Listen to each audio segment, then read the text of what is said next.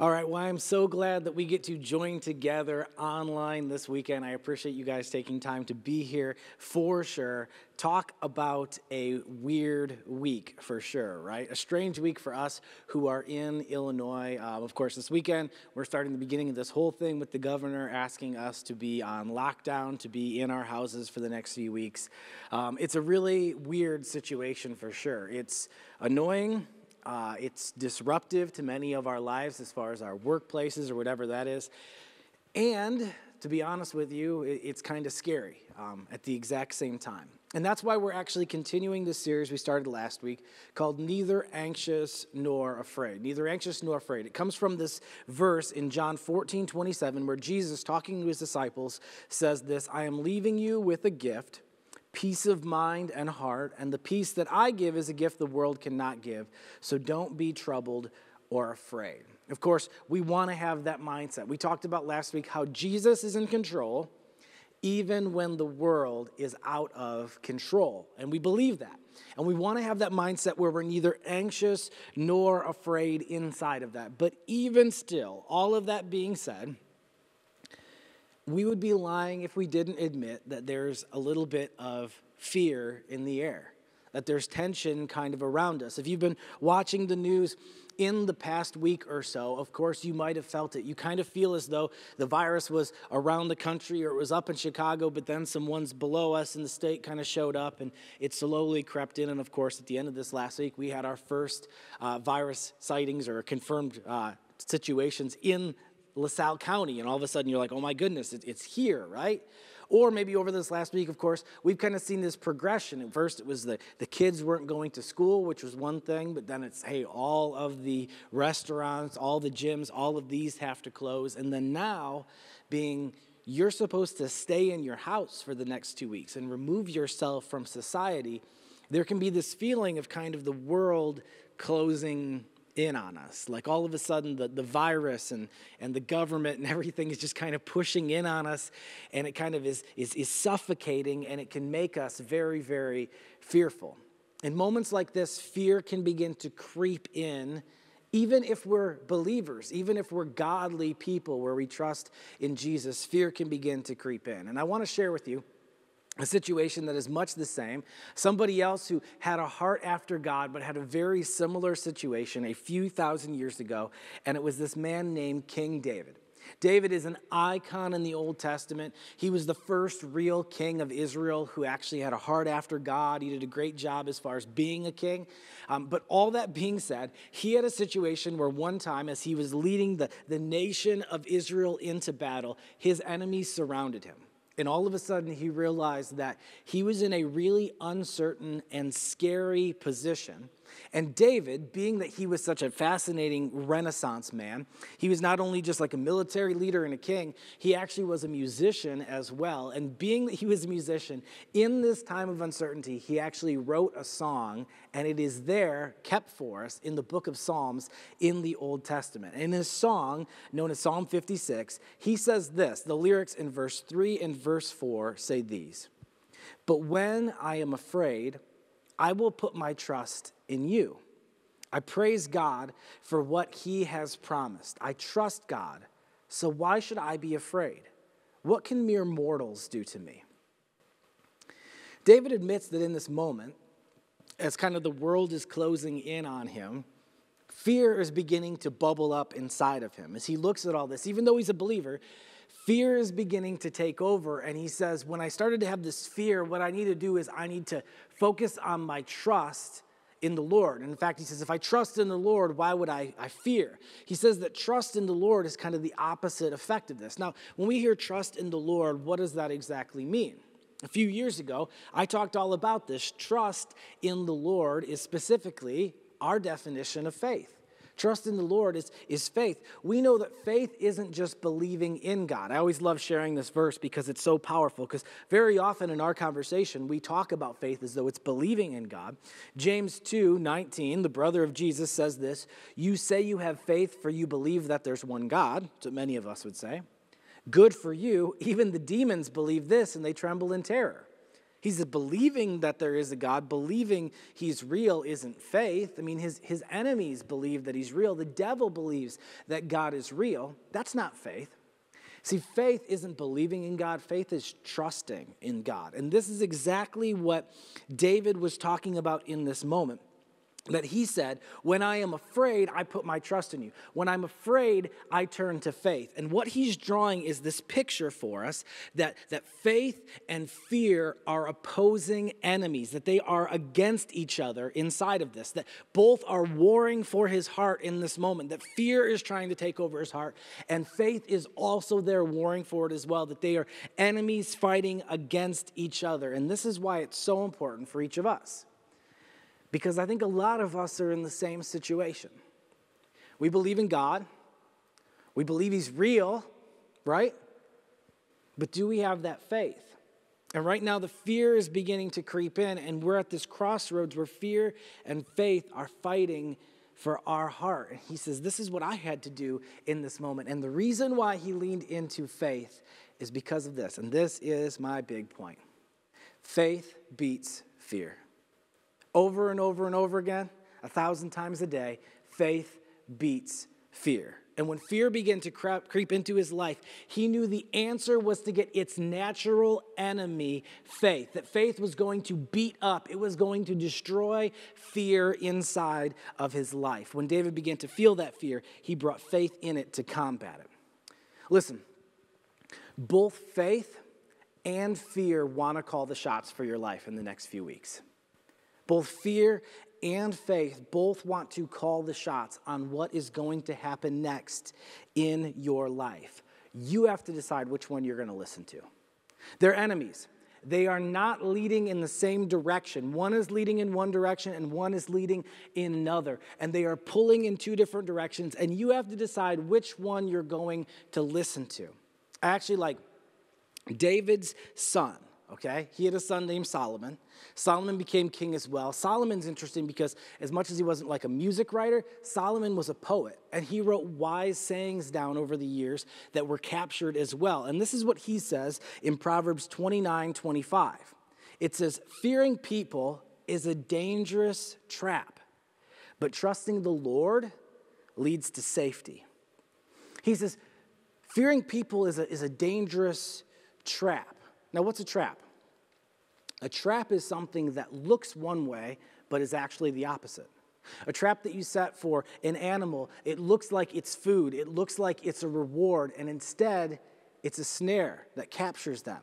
It looks like it's going to be something positive, but instead it brings something negative. A trap is something that looks like it's going to bring freedom, but instead brings captivity. Instead of bringing health, it brings death. And he says this fear of man is actually a trap, but trusting in the Lord means safety. What is he saying? He's saying that fear is a trap, but faith is the ticket towards safety. That's actually the answer. Isn't this exactly what's going on in our world right now? Right now in our world, people are getting afraid. And fear is telling them, if you trust me, I will keep you safe. If you trust me right now, I'll keep you safe. I'll insulate you from things. I'll pull you away from things. If you keep being fearful, I'm going to keep you safe and keep you away from what's going to cause destruction. But it's not the case. It's a trap. If we want to make it through this, if we want to not only survive, but we want to thrive during the season, we don't want fear calling the shots. We want faith calling the shots in our life. We have to decide because both are asking to direct our lives. In fact, I love what Paul said. Paul, the apostle, was writing to one of his young proteges named Timothy. And when he wrote to him, he was showing this dichotomy between faith and fear. And he's showing him how they're two separate things. They're not on the same page. They're not going to take you in the same direction. Here's what he says in 2 Timothy 1:5-7. He says, I remember your genuine faith, for you share the faith that first filled your grandmother Lois and your mother Eunice. And I know that same faith continues strong in you. This is why I remind you to fan into flames the spiritual gift God gave you when I laid my hands on you. For God has not given us a spirit of fear and timidity, but of power, love, and self-discipline. So notice in this verse, Paul starts by talking about Timothy's faith. And then he says this fear isn't coming from that faith. These are two separate things. He's saying the same thing that David said thousands of years earlier, that faith and fear are actually on two different teams. And he compares them and says that fear is not what's bringing these things. He says what faith in God, what that faith brings is power, love, and discipline. I love that. Power, love, and discipline. Power is strength. It's energy. It's ability to keep going. Love is God's love of blessing into our life. It's knowing God's love and then being God's love to other people. And the last, he says, discipline, which is sound mind and self-control. It's thinking the right things, making the right decisions, running out the right plans for our life. Listen to me. He says, these things are not fear. These come from faith. Fear brings the exact opposite into our life. These three things come by faith: being strong, being loving, being disciplined. You know what fear brings into our life? It makes us weak, it makes us selfish, and it makes us stupid. It makes us weak, it makes us selfish, and it makes us stupid. When we get fearful, fear leads us to become weak. We feel like giving up. We feel like we can't fight anymore. We get depressed. We feel like giving up and just giving in. We get selfish. We think all about us and everyone else is against us. Everyone else is an enemy to be worked around. And we get stupid. When we get fearful, we start running faster than our own feet. We trip over ourselves. We make decisions in split seconds, not actually taking time to think through what it will look like in weeks or months. You know this is the case. I was thinking about this, that fear makes us weak, selfish, and stupid. And this is exactly some of what we have seen because of the coronavirus in the last few weeks. People start listening to fear, saying, if you trust me, I'll keep you safe. If you trust me, I'll take you through. And they get weak. People are getting depressed. They're getting overwhelmed. They feel like just giving up and just sitting down and watching Netflix because they don't feel like they can handle another thing coming into their life. It's overwhelming. It's too much. I can't handle this. People are getting selfish. Man, as soon as this fear creeps in, all of a sudden it's, I need to get mine. I need to hoard things for me and my family. Everyone else in the supermarket, they are an enemy. I am against them and I am going to win. And last, but certainly not least, the fear makes people stupid. Stupid. Surely the answer to this whole coronavirus thing, right? It's having enough toilet paper. That's the answer, right? Yeah, that's the answer of how we're going to be safe, right? You think that's just stupid. But when fear is what's guiding it, that's the kind of stuff we come up with. Or, maybe you're my generation, millennials, or your Generation Z, and you're just like, whatever, I'm just going to share memes and not wash my hands or even think about any of it because you're just guided by fear and you're being stupid. Whatever the situation is. Fear and faith are enemies. They are warring against each other inside of our minds. Listen, when times get tough, like David was experiencing, when the pressure mounted, right, and the world around him looked scary, the world around him looked uncertain, fear tried to creep up and say, trust me, David, I'll take you through this. And at the very same time, faith came up and said, trust me, and I'll take you through this. We have to make the same decision right now. Even for you who are believers, you say, I believe in Jesus, I trust him. Right now, fear is creeping up, and it's saying, trust me, I'll take you through. But listen, fear will make you weak, it will make you selfish, and it will make you stupid. Faith will make you strong, it will make you loving, and it will make you disciplined. What do you want in this situation? What do you think is really going to carry you through? I know fear is tempting, but when you look at that list, you think, that certainly isn't going to get me through. Faith is what's going to get me through, right? Faith beats fear. It is the better answer. It is the better solution. It brings about better attributes in us. Faith beats fear during these hard times. Now, does this mean that we have no fear at all? For us who are Jesus followers, for us who are godly people, does that mean we're fearless in every sense? Like we have no fears at all? Well, that's actually not the case. I think that the Bible is so amazing because it's so holistic in everything in that sense. Of course, we have to have some measure of fear, I think, as human beings. It would be impossible to have no fear. But see, what the Bible actually points to, what the teachings of Jesus actually points to, is that there is one place where we can healthily place our fear. There is one place where our fear can go, and it is actually healthy for us. Jesus said this when his disciples were with him. All of a sudden, people were kind of coming around, and there was some kind of activity against Jesus. People told that they wanted to end up getting this guy. The leaders were like, we're going to end up, taking him out, and we're going to following all of his followers out. We're going to find them. We're going to run them down. And his disciples got really, really tense. There was this pressure coming in on them. And they wondered about what's going to happen with these people who are kind of throwing jabs at Jesus. What's it going to mean for them? Here's what Jesus says to them in Matthew 10:28-31. Don't be afraid of those who want to kill your body. They cannot touch your soul. Fear only God, who can destroy both soul and body in hell. What is the price of 2 sparrows? 1 copper coin? But not a single sparrow can fall to the ground without your Father knowing it. And the very hairs of your head are all numbered. So don't be afraid. You are more valuable to God than a whole flock of sparrows. Jesus says that there is one healthy place that you can place your fear. There's one healthy spot for it to go. And he says that is the healthy fear of God. Now, I don't mean like fear, but you understand this. Fear is in like respect. When you get a clear perspective of who God really is, you're kind of overwhelmed.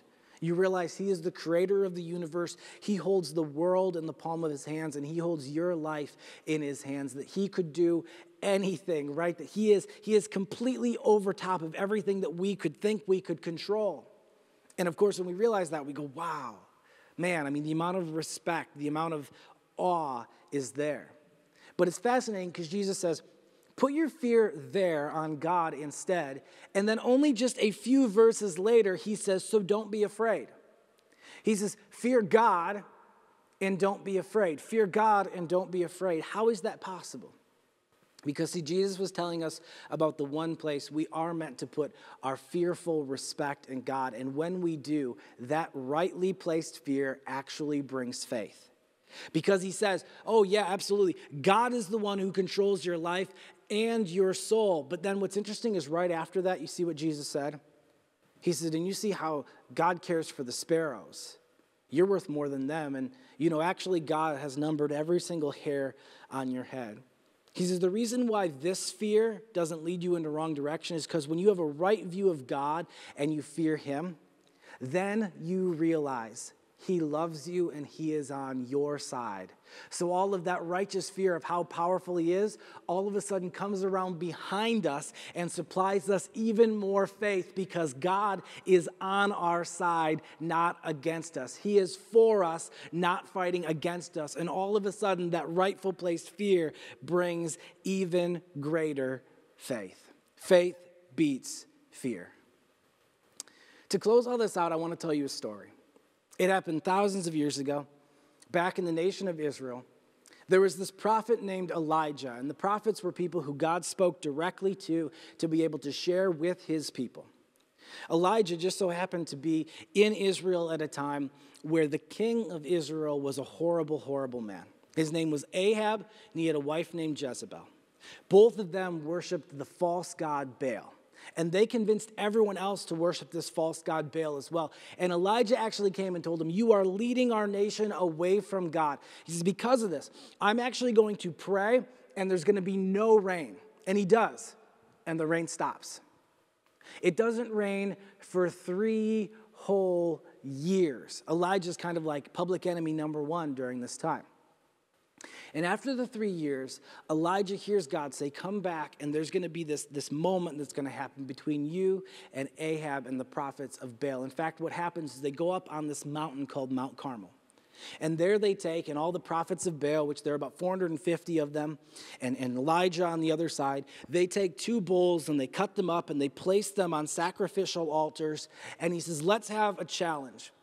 You pray to your God and I will pray to mine. And the God who sends fire down from heaven and consumes this offering must be the one true God. And the prophets say, yeah, it sounds great.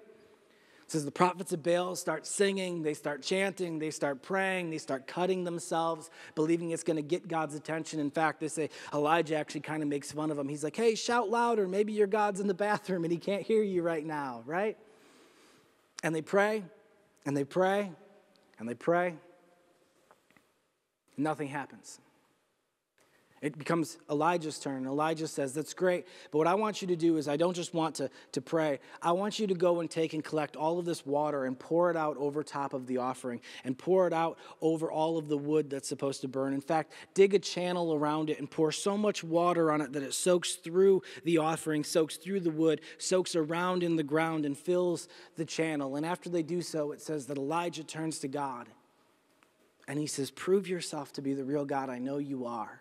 And as he does, God sends fire from heaven. It says it not only consumes the offering, it burns up the wood and it soaks up, it licks up all of the water and burns it dry.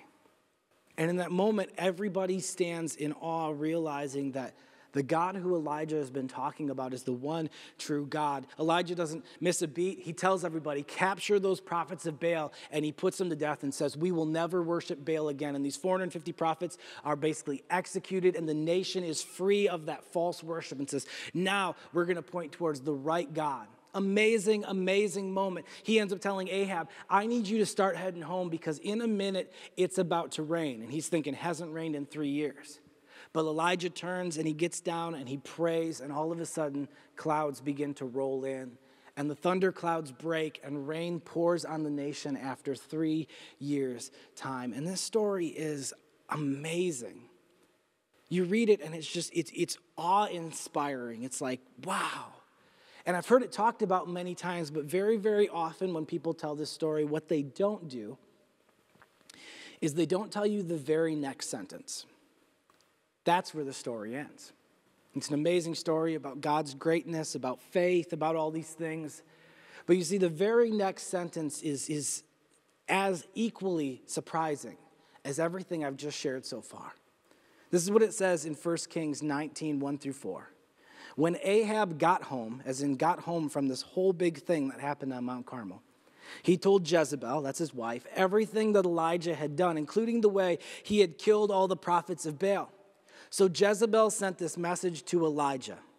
May the gods strike me and even kill me if by this time tomorrow I have not killed you just as you killed them.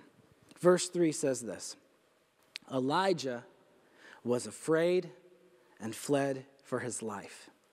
He went to Beersheba, a town in Judah, and he left his servant there. Then he went on alone into the wilderness, traveling all day. He sat down under a solitary broom tree and prayed that he might die. I've had enough, Lord, he said. Take my life, for I'm no better than my ancestors who have already died. What happened? I mean, what happened, right? We just hear this whole story of Elijah praying, and I mean, fire came down from heaven. The people overwhelmed the prophets of Baal. He prayed after 3 years, and rain came down in just a few minutes, and this amazing story of faith. And then the very next sentence says that Elijah is running for his life. Well, they show what happened. If you read the verse, you see it. It says this, Elijah was afraid. Even though Elijah had seen great things, when Jezebel said, tomorrow I'm going to kill you, he got afraid. And in this moment, even though in just previous moments he had been walking by faith, he listened to fear instead. And when he listened to fear, it took him away from where he was out into this situation. And listen to me, it made him weak, selfish, and stupid. Weak, selfish, and stupid. It made him weak. He just defeated 450 prophets of Baal. And now one woman says, I'm going to kill you. And he gets afraid and runs. She says, by the gods, if tomorrow I don't kill you. When you think, I just defeated those gods. But he gets weak because he's leaning on fear instead. He gets selfish. He runs away off by himself. Listen, this is the moment that Elijah needs to be in Israel. They've been waiting 3 years for rain. They've been worshiping this false god named Baal, and all of a sudden, the Baal worship has been torn down, and the gates of heaven have opened up, and rain has come down, and this is the moment. If you're like a preacher, if you're someone like me who's trying to bring the gospel, this is literally the pinnacle of your ministry, where you're going to stand on the street corner, and you're going to shout to people, Baal worship is over. He has been defeated. He has been killed. God has opened the heavens to bless us, and this is the moment for mass revival. This is the moment that as a prophet you've been waiting for years. But he's not in Israel. He's off by himself thinking about his own fears, about his own insecurities. It made him selfish. And last, it made him stupid. He ran from where he was for fear that he would die. And when he gets to where he's going, he asks God, why don't you just kill me? You ran away because you were afraid to die, right? Yeah. And then your ask to God is, so please kill me. That's stupid. It's stupid. If you were going to die, why wouldn't you die there as a martyr? Why wouldn't you die there as a movement of what God is doing? But no, he's running away. He says, now, God, would you kill me? You see, when he listened to fear, it drug him away from what could have been one of the most amazing things that was supposed to happen next in his ministry, next in his life. But luckily, God wasn't done with him. God ended up showing up in his fear, in his weakness, in his selfishness, in his stupidity. And God tells him, eat and go on a journey. And he takes him to this other place, this other mountain named Sinai, where God had moved multiple other times. He brings him close to his presence. And then he shows up and he talks with Elijah. And he says this in 1 Kings 19, 11 through 12. Go out and stand before me on the mountain, the Lord told him. And as Elijah stood there, the Lord passed by, and a mighty windstorm hit the mountain. It was such a terrible blast that the rocks were torn loose, but the Lord was not in the wind. After the wind, there was an earthquake, but the Lord was not in the earthquake. And after the earthquake, there was a fire, but the Lord was not in the fire. And after the fire, there was the sound of a gentle whisper. When Elijah heard it, he wrapped his face in his cloak and went out and stood at the entrance of the cave. And a voice said, "What are you doing here, Elijah?" Elijah went to a place to be close to God. God commanded him, go here. And then God showed up and he said, I'll speak to you. But I think what's so cool is notice before he even speaks to him, God sends this blast of wind that literally tears rocks off the mountain. He sends an earthquake that literally shakes the foundation of the mountain that Elijah is staying inside of. And he sends a fire that rolls over and kills life and vegetation. And in that moment, Elijah gets to see the powerful God who he's talking about. He gets to see again how fearfully he should approach God, because God is truly the one who can do all things, that he could level the mountain that Elijah is inside of. And then God not only just reveals his power to Elijah, he speaks quietly and he whispers to him. And he asks, why are you here? And the next verses, he tells him, go back.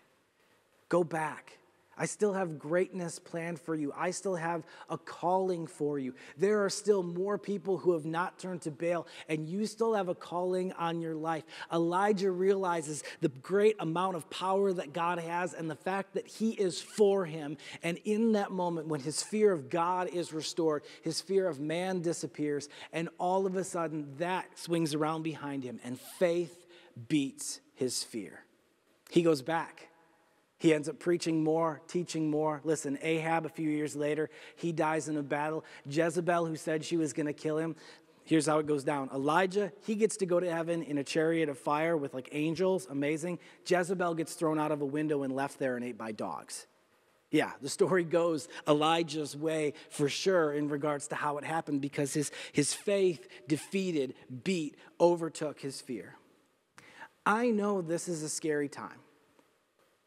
I know it's a scary time. For many of us, it feels like stuff is kind of closing in around us, and that tension starts bringing up fear inside of us. Fear is asking to call the shots in your life right now. It's asking for you to trust it. If you trust me, I'll keep you safe. If you lean into me, I'll keep you away from what's going to harm you. But listen, we know that fear is actually a trap. It looks like it's going to take us in the right direction, but it is enemies with faith. Fear takes us in the wrong direction, where faith takes us where we actually need to go. Faith beats fear. During this message, we saw people who loved God, and yet still fear began to creep in. Fear began to take over as these scary times happen. And they had to choose over and over and over again. Will they trust fear, or will they trust faith? Because fear and faith are enemies. For each and every person who are in the stories, and for each and every one of us who are listening today, fear and faith are both in a war for your heart, in a war for your respect, in a war for your mind. I liken it to a parable used years and years ago by Billy Graham, where he said, inside of each man, inside of each woman, are two wolves that are fighting. And I think the same picture would be clear for us today, that inside of us right now, during these tense times where we feel hemmed in, there are two wolves fighting inside of us. One wolf of fear and one wolf of faith.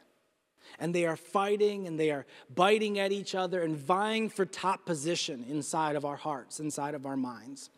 And I love what Billy Graham said. He said, the wolf that will win is the one that you feed. The one that you feed. Which wolf will you starve, and which wolf will you feed? Because the one you keep feeding is going to get stronger, and it will defeat the other one. Fear and faith are enemies. And if we feed it, our faith can beat our fear. For some of you, you love God, but you have been overwhelmed by fear in these last days. It's become scary, and you've been tempted to lean into fear as your answer of where you go from here. And I want to encourage you in this moment to feed your faith. That war is happening in your heart, but your responsibility is to feed your faith. And this is what I want to do. I want to read something over top of you right now.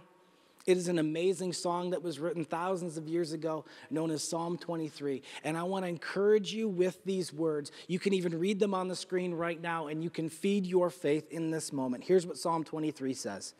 The Lord is my shepherd. I have all that I need. He lets me rest in green meadows, and he leads me beside peaceful streams. He renews my strength. He guides me along right paths, bringing honor to his name. Even when I walk through the darkest valley, I will not be afraid, for you are close beside me. Your rod and your staff protect and comfort me. You prepare a feast for me in the presence of my enemies. You honor me by anointing my head with oil. My cup, it overflows with blessings. Surely the goodness and unfailing love, your goodness and unfailing love, it will pursue me all the days of my life, and I will live in the house of the Lord forever. Friends, if fear has been trying to overtake you, I want to encourage you, would you pray these words over your life every day this next week? If fear has been trying to take control and say, trust me, and it's been tempting, each day, would you just feed your faith by repeating this and praying this over you, feeding the faith in your life and strengthening it as this fight goes on between your faith and your fear. And I just want to even pray for you right now. God, please, I pray that you would provide strength to the faith in these people's hearts. That side would get stronger and stronger and would overtake the fear that's trying to lead them away. Lord, that fear looks tempting, but we know it's a trap. We know it's a trap. It's going to make us weaker. It's going to make us selfish. It's going to make us stupid. We need your faith right now. We need your power. We need your strength. We need your love. We need your discipline. And then beyond this, I also just want to do this. There's some of you that today, As I've been talking about the idea of having faith that overcomes fear, that sounds great, but to be honest with you, all you have is fear. All you have is fear. You don't have any faith yet. When I talk about how faith can overcome fear, that sounds great, but at the same time, there's this terrifying feeling inside of you because you think, all I have is fear. That's all I have to get me through this. I don't have any faith yet. I don't have any trust yet. But I love what John says in 1 John 5, 4 through 5. He says, for every child of God defeats this evil world. He overcomes. And we achieve this victory through our faith. And who can win this battle against the world? Only those who believe that Jesus is the Son of God. For some of you, you think, I don't have any faith yet. I don't have any trust yet. And he's giving us the answer right there. The answer to being victorious is to believe that Jesus really is the Son of God. But you say, but I don't have trust. And that's the amazing thing about trust. The only way you grow trust is by giving it before it's even earned. The way that we develop trust is by giving trust and then being proven right. So for some of you today, listen, as I was talking, you felt this inkling inside of your heart. You felt this draw towards putting your faith in God. And as I talked about this Jesus, this Son of God, all of a sudden it becomes clear because the whole story of our life is that sin takes us away from God, that God created us to be close to him, but sin led us astray, and God came to earth as Jesus to live the perfect life we could not live. That it says the wages of sin is death, but the free gift of God is life through Jesus Christ our Lord. That Jesus lived the perfect life we couldn't, and when he died, he had no sin. So in order to die, he carried your sin and my sin in order to pay for all of our flaws and all of our failures, to restore a relationship to him where we put our trust in him, and he gives us comfort not only in this life, but then into eternity, that the eternal part of us continues on past this world into eternity with him. And some of you today, as you heard about this, you felt that longing, wanting that inside of you. And today, you think, well, I don't have this all figured out. I don't really trust that much yet. And I would say that's okay.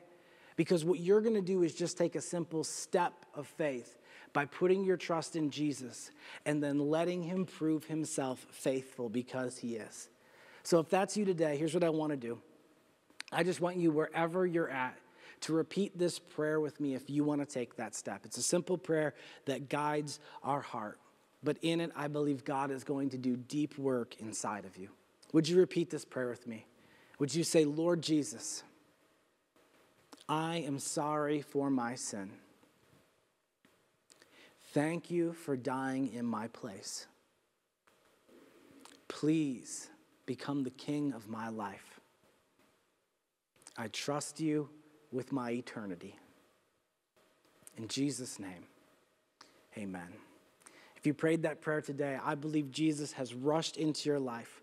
He has given you his righteousness and he has taken your sin. And today begins your journey of faith, that faith will beat fear in these coming days, in these coming months, and into eternity. Let us know if you took that step. Throw a comment down below us and anything. Let us know. We'd love to serve you in any way we can. Go out there, love God, love everyone, and let fear be overcome by your faith.